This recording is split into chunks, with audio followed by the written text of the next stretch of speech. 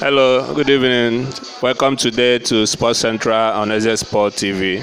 We are today to take reactions from the ongoing matches in the Premiership. Of course, we've had some games earlier on today.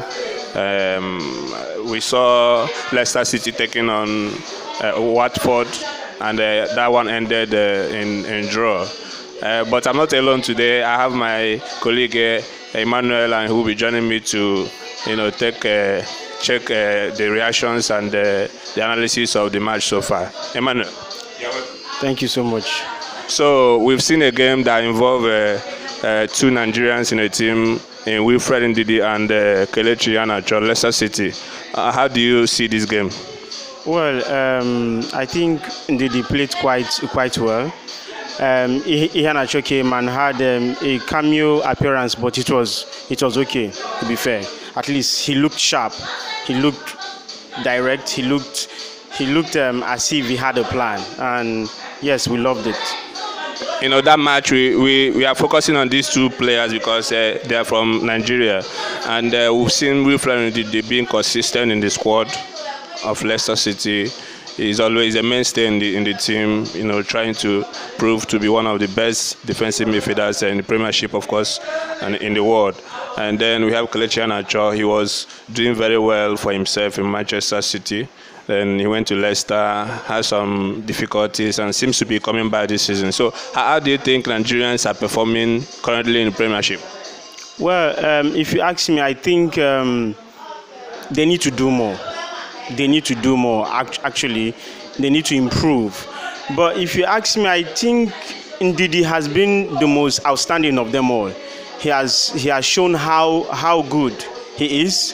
He has shown that he's sharp. He's one among the DMs you find, you sought after. As I hear the likes of PSG and others, they try to send beats every time to make sure that they get this guy.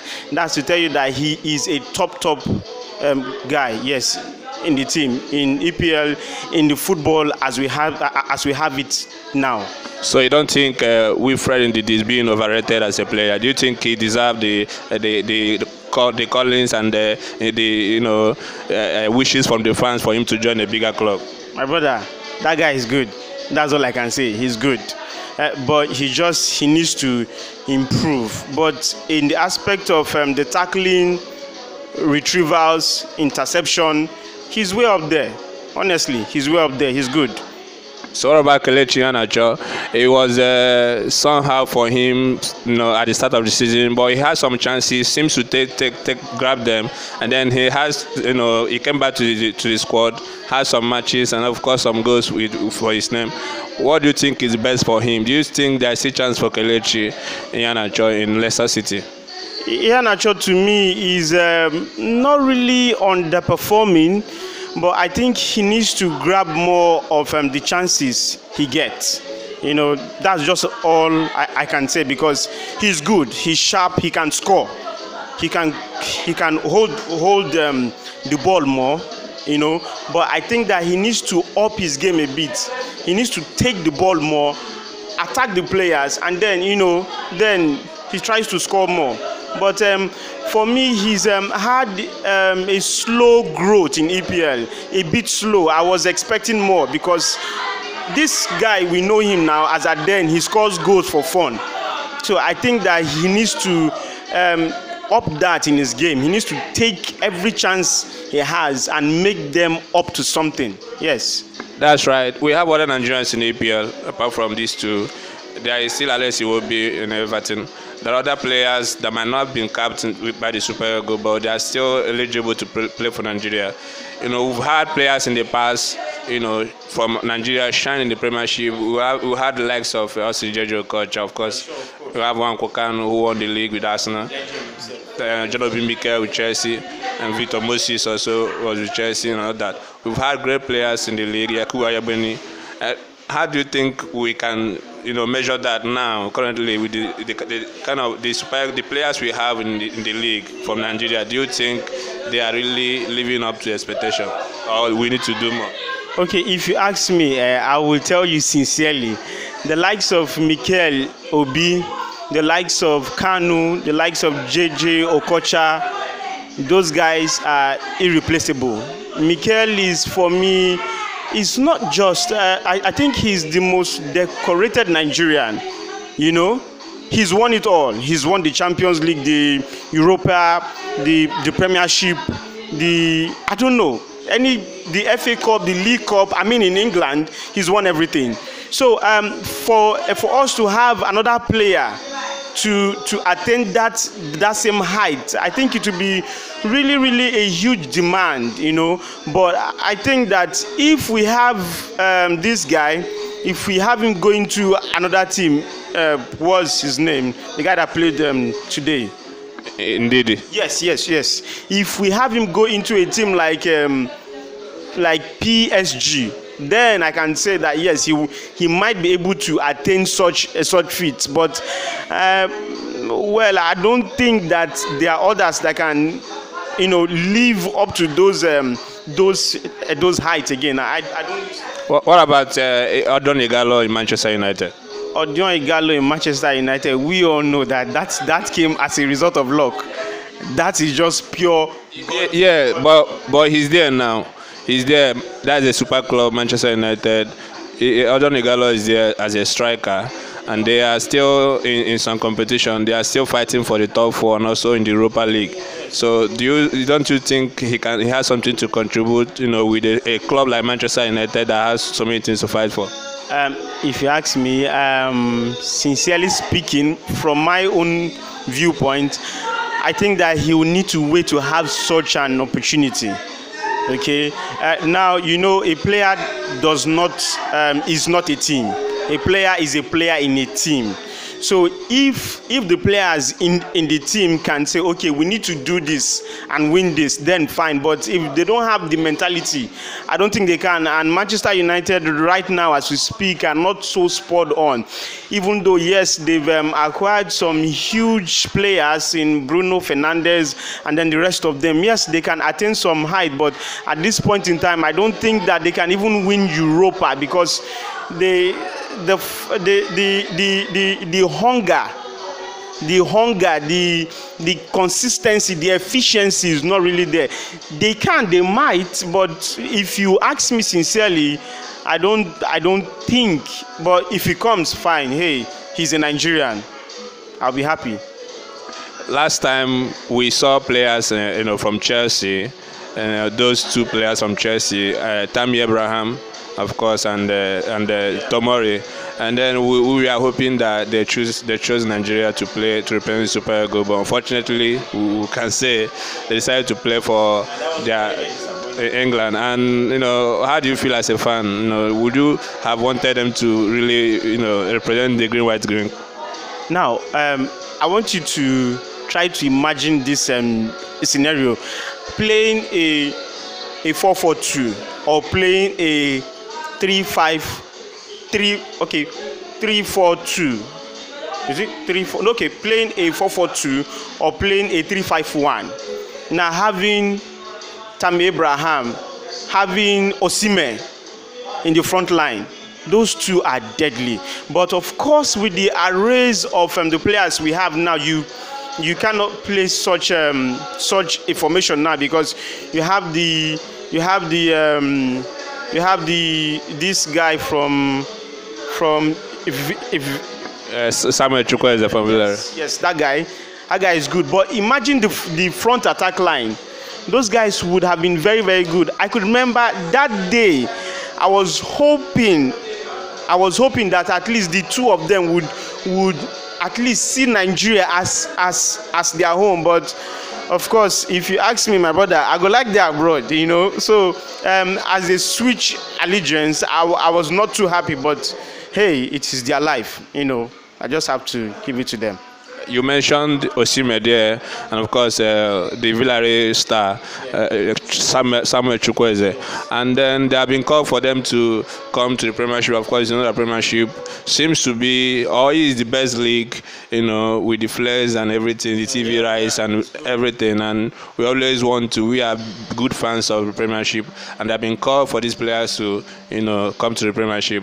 What do you think, and they can bring to the Premiership? Do you think they have what it takes, and which team will you advise somebody like Osimhen, Victor Osimhen, or Samuel Chukwueze to play with in the Premiership? To be very honest, very honest, Osimhen is a raw talent that needs to grow.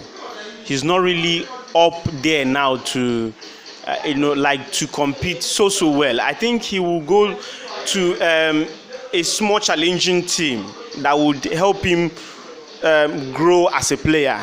I don't think he should come to a club like Chelsea, to come to a club like Man U. No, because the pressure will be too much.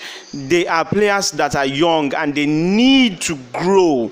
They need to grow beyond this stage. They need to know how to face the challenge. And I think that going to a small club where they can get the chances to play would help them. Yes, I'm hearing rumors about a Napoli deal. I think that is perfect. If you ask me, if he goes there, fine. But if he's to come to EPL, the show, the attraction, the everything, the excitement, the glitz, and then the pressures is what I don't think that they might be able to. They might be set for it now. The only person I think might be ready for that is Samuel.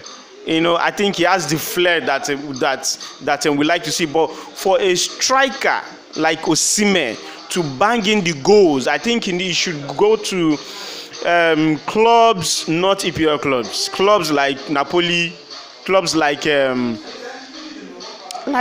maybe Leipzig in Germany, fine. But in EPL, I think he should just stay somewhere now, grow, develop into a good stand then before he comes to EPL. I understand the point, and we've seen it in the past. We have players rush to some of these clubs, and it slows their improvement as a player. I understand that. So we are trying to take account of the players representing Nigeria in the Premiership, and it seems to be going down. We had Balogun with Brighton, but he was loaned out, I think, and then. So we are hoping to see more Nigerian players coming up, and trying to fill the gaps that have been left open by the players that have retired from the Premiership. But this season is coming to an end, and we have players also in other leagues, in the German Bundesliga, of course, in the Italian Serie A. We have players in the Spanish La Liga, and so generally, how you rate Nigerian players, and the performance so far? Who do you think have performed better in Europe? Okay, in no particular order, I'd like to call out the players that I think have done fine. Number 1, Wilfred Ndidi. Number 2, Victor Osimhen. Number 3, Samuel Chukwueze. Number 4, this is a tough one. Number 4, Emmanuel Bonaventura. That guy is really, really good. I would like to see him in the attack line. Yeah, I'm hearing stories of Moses Simon. That guy is doing good. There's this other guy from Germany. I can't really remember his name now. He's doing fine. But if I should place them, well, as I said, in no particular order, but of course I will have to put Iwobi, along the line there, because I think he's had the slowest start. He just needs to keep scoring. He's good in the creative area of the midfield, but he's not assisting so much. He's not scoring so much. So he's been slow. He's been pegged back, if you ask me. But I think Nigeria are in for a big one, because for the first time in a very long while, we have the youngest and the brightest team in the whole of Africa. To be very, very fair, those who at per second are at least contributing something. Imagine an attack of Simon Chukwueze, yes. Then you have Osimhen, and then you have Simon, and then you have Iwobi, and then you have Ndidi, Etebo. Oh, yeah, Etebo, yes. You know, the guy too is there. You know, then you have Etebo, and then Joe Aribo too. He's doing fine. You know, if you put these guys in the mix, I'm telling you, in the next 5 years, if they can continue together, organize themselves, they grow together, you know, I think we are in for a big one.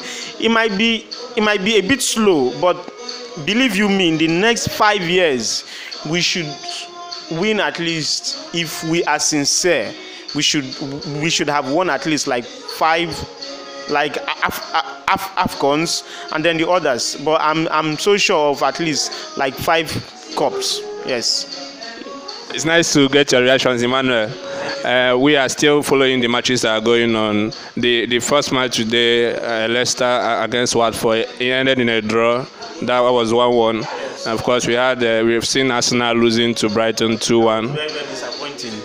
I said it's very, very disappointing. Mikel Arteta, I'm sorry for the Arsenal fans. He has played 7 games. He has lost 5. And then, you know, now the rest he drew them. It's really, really disappointing. They started quite well. You know, they did quite well today a bit. In the first 15 minutes of the game, they did fine, and they took the foot off the pedal, and then everything went olabalu. And then in the last goal came in 93rd minute, and that was just what killed the camel, if you ask me. For